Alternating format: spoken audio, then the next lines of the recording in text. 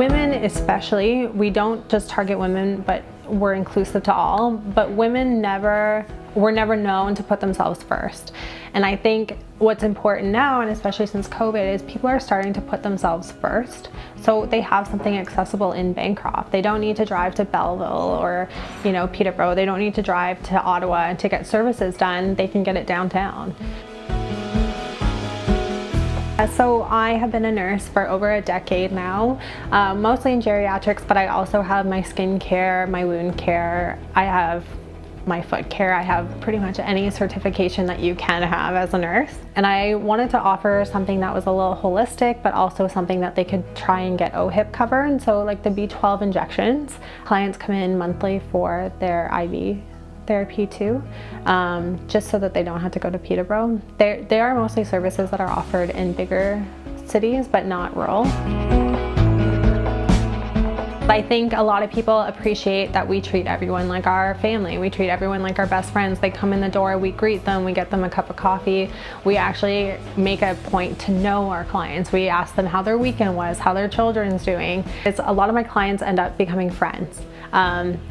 There's a saying that says like a client is more likely to become a friend than a friend is to become a client, and I've found that to be so true, especially since opening up. I was looking at different buildings in town that I could kind of open my own standalone location, and the old Bancroft Times building actually became available. We spent a few months renovating it.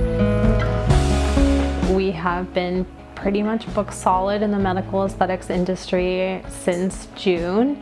I have 2 nurses that work out of Bancroft. I have 1 out of Barry's Bay. It's been a short race, but we're getting there.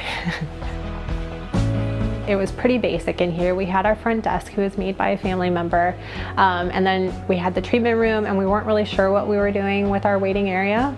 I had Laura from York River Designs. The only thing I said was I wanted to feel homey. I wanted it to feel cottagey. I wanted it to feel up north, but I also wanted it to feel really chic and comfy, and that's exactly what she pulled off. I honestly don't remember how I heard of Christine, but she's been like not even just the support for the business, but me as like a woman in business. I think a lot of our conversations have had to do with how almost every business downtown is women-led. It's like she'll check in and see how business is going. We talk about different ways to apply for grants. She sent me one recently that I actually applied for that I think is going to help with some of the technology we can bring into our clinic.